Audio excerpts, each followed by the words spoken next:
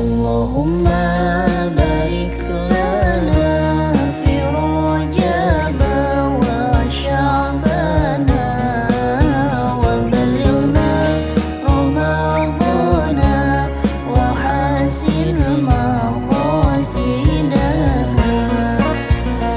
Ya Allah, berkahi kami di bulan Rajab dan bulan Sya'ban, serta sampaikanlah kami berjumpa bulan Ramadan. Madrasah Sanawiyah Negeri 3 Hulu Sungai Tengah menggelar kajian kitab fikih pada Jumat 9 Januari 2026 yang membahas tentang perkara mandi wajib. Mengenai yang menyebabkan mandi wajib, disampaikan oleh Ustadz Ahmad Fauzi dari Pengasuh Rahmatul Ummah Tubau Barabai Kalsel, bertempat di halaman madrasah yang dihadiri oleh seluruh siswa dan para guru. Ustadz Ahmad Fauzi menjelaskan tentang bagaimana cara mandi wajib. Agar mandi wajib sah, ada dua hal yang harus dipenuhi, yakni rukun mandi. Bagi rukun mandi itu dua perkara. Pertama, niat pada mula-mula mandi. Niat pada mula-mula mandi atau pada permulaan mandi. Biasanya kita itu permulaan mandi menghubungi bentuk mana?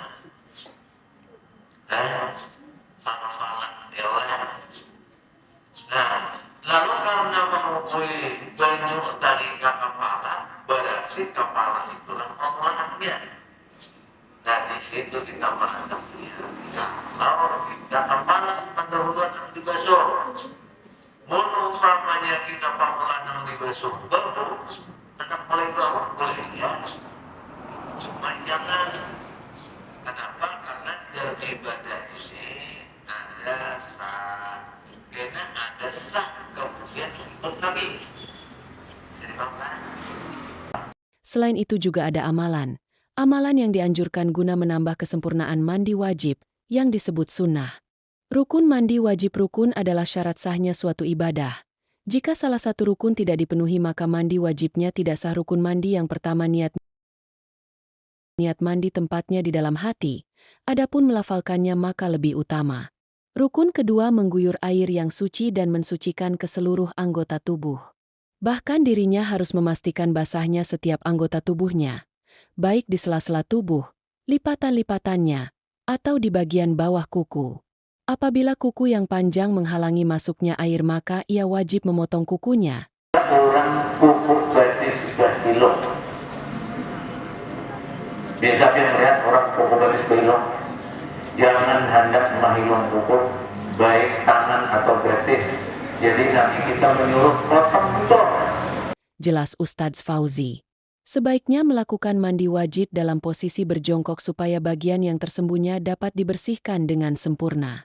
Bila ada sedikit saja bagian tubuh yang belum terkena air maka mandi yang dilakukan belum dianggap sah, dan orang tersebut dianggap masih dalam keadaan berhadas. Maka dari itu dalam melakukan mandi besar perlu kehati-hatian agar jangan sampai ada bagian dari tubuh yang tertinggal belum terkena air. Lipatan-lipatan badan yang biasa ada pada orang yang gemuk, kulit yang berada di bawah kuku yang panjang dan membersihkan kotoran yang ada di dalamnya, bagian belakang telinga dan bagian depannya yang berlekuk-lekuk, selangkangan kedua paha, sela-sela antara dua pantat yang saling menempel, kulit dada yang berada di bawah payudara yang menggantung, dan juga kulit kepala yang berada di bawah rambut.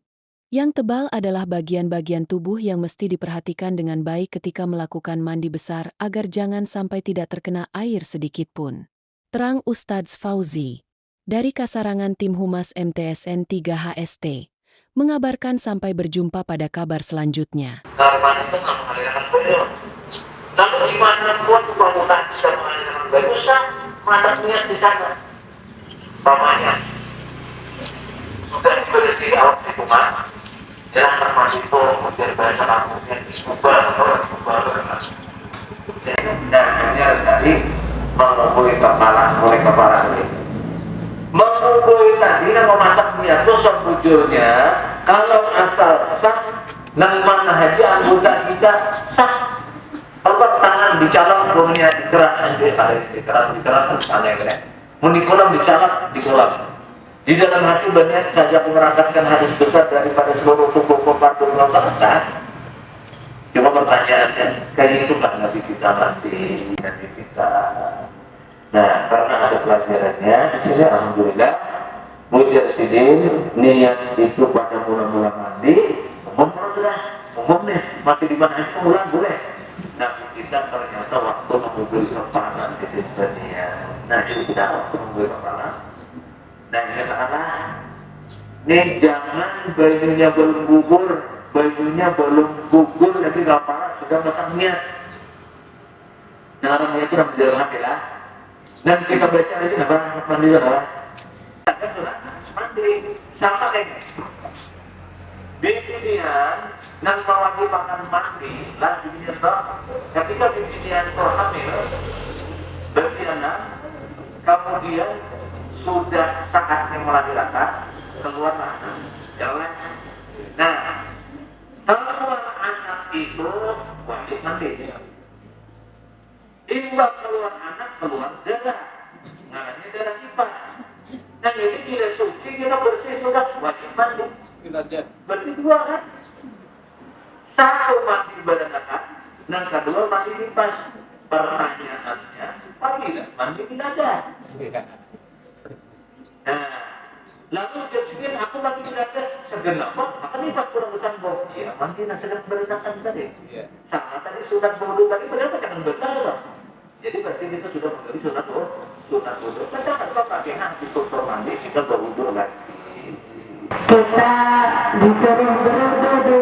Nah, itu kayak apa, Guru? Ya, terima kasih. Benar pertanyaan. Kalau kita sudah melaksanakan mandi wajib dari harus besar, kemudian kita langsung sembahyang ke sholat aja tuh, apakah dibolehkan Ustaz? Ada kebutuhan? Jangan lupa hapus sebenarnya ya. Takutnya suka marah. Secara akal, Dia juga belum tahu akan ngerti. secara akal Guru aja. Kalau secara logika kan